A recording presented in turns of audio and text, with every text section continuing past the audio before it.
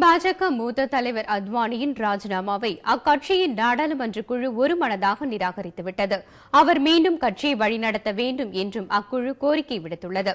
பாரதிய ஜனதா கட்சியின் நாடாளுமன்ற தேர்தல் பிரச்சார குழு தலைவராக நரேந்திர மோடியை நியமித்ததை அடுத்து அதிருப்தி அடைந்த மூத்த தலைவர் அத்வானி கட்சியின் அனைத்து பொறுப்புகளில் இருந்தும் ராஜினாமா செய்தார்.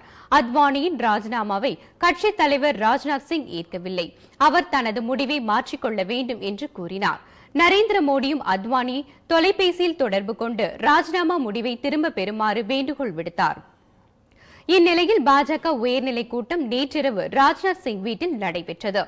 இந்த கூட்டத்தில் அத்வானியின் ராஜினாமா குறித்து விவாதிக்கப்பட்டது. கூட்டத்திற்கு பின்னர் செய்தியாளர்களை சந்தித்த ராஜ்நாத் சிங் அத்வானியின் ராஜினாமாவை கட்சியின் நாடாளுமன்ற குழு ஒருமனதாக நிராகரித்துவிட்டதாக தெரிவித்தார்.